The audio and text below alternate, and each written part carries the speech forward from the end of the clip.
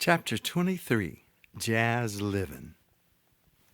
I was having coffee at Starbucks with a friend and fellow musician today when the conversation turned to one of his favorite jazz recordings, Herbie Hancock and Chick Corea doing a lot of improvisation, which is free-flowing spontaneity within a very loosely sketched skeletal arrangement.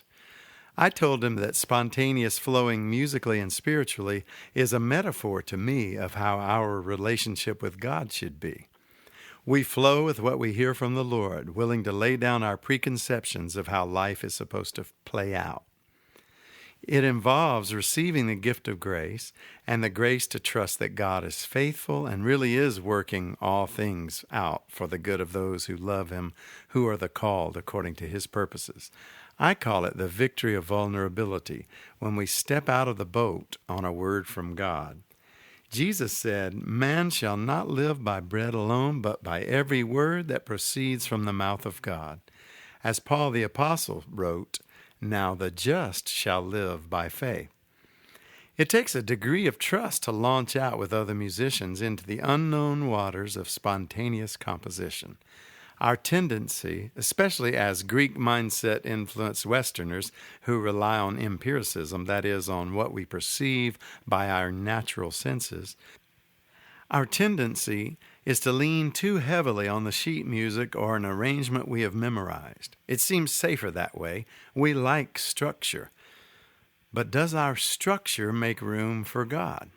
He dwells not in temples, structures made with human hands.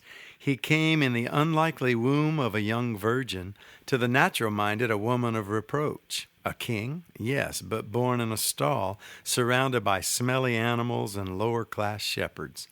The Word was made flesh, the eternal invisible, clothed, indeed bound himself with time and the temporal, so that we who were blind could finally, by faith, see the Father.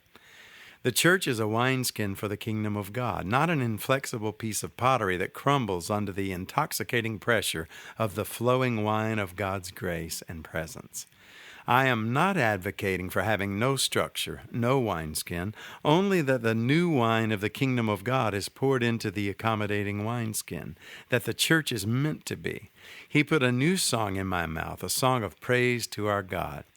From the Message translation, He taught me how to sing the latest God song, a praise song to our God. More and more people are seeing this. They enter the mystery, abandoning themselves to God. Jazz living? Enjoy this composition of mine called Sweet Dreams from the Once Upon a Sunset project.